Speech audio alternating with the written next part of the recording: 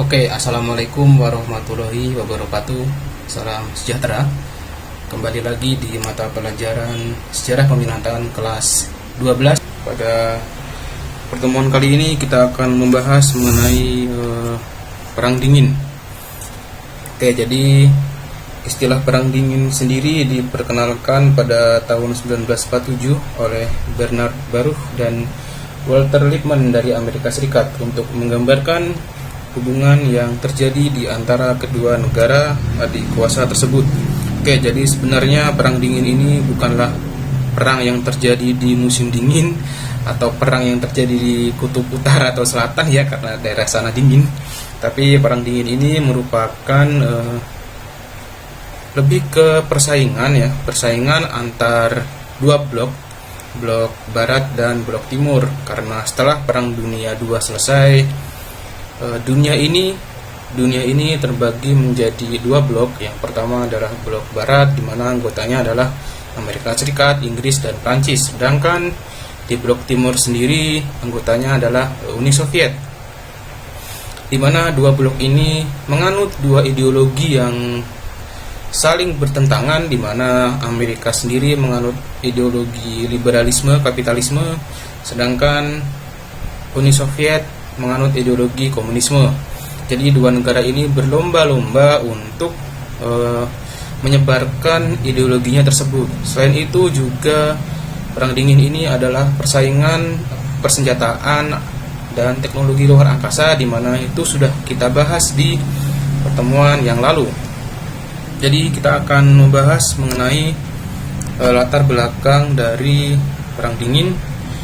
Yang pertama adalah penyebaran ideologi ya, seperti yang sudah saya singgung di depan tadi, bahwa Perang Dingin ini merupakan perang antar ideologi, di mana Amerika sendiri ingin menyebarkan ideologi liberalisme, di mana pada waktu itu mereka menerapkan Marshall Plan, di mana Marshall Plan ini merupakan bantuan ekonomi kepada negara-negara yang baru saja dilanda krisis moneter sebagai akibat dari Perang Dunia II.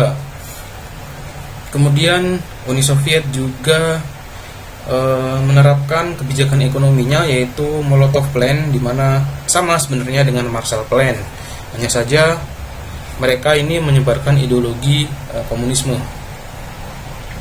Oke, yang kedua adalah keinginan untuk berkuasa, dan yang ketiga ini berdirinya Pakta Pertahanan, di mana Amerika Serikat pada waktu itu mendirikan NATO dan Uni Soviet mendirikan Pakta Warsawa ya, ini ya, Pakta Warsawa.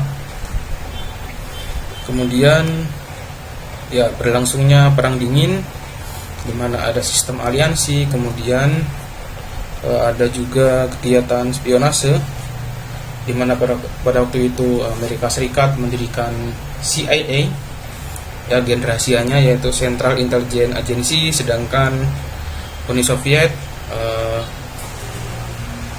dengan KGB-nya.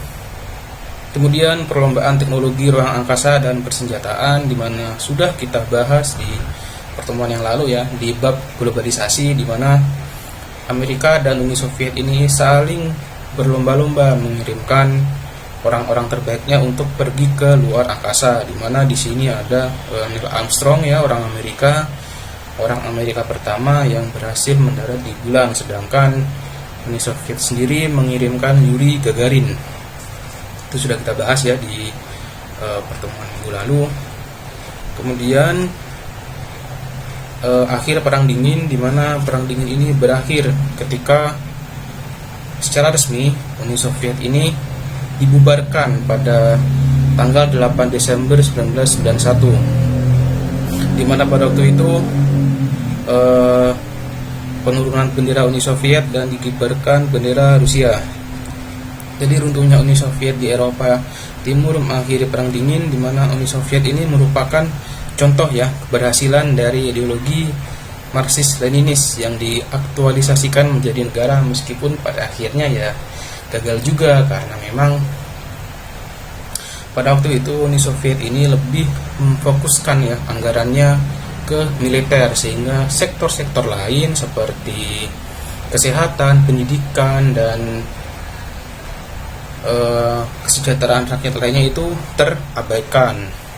Selain itu juga banyaknya kasus-kasus korupsi yang terjadi di kalangan elit politik Uni Soviet menyebabkan rakyat Uni Soviet ini sudah tidak percaya lagi kepada pemimpinnya. Maka dari itu Uni Soviet ini resmi dibubarkan dan menjadi negara Rusia sampai saat ini. Oke, jadi cukup sampai di situ materi kali ini. Apabila kalian masih belum jelas dan ingin bertanya, ya silahkan ditanyakan, atau kalian cari lagi sumber-sumber lainnya seperti buku, kemudian ada juga jurnal untuk menambah pengetahuan kalian. Oke, terima kasih. Assalamualaikum warahmatullahi wabarakatuh.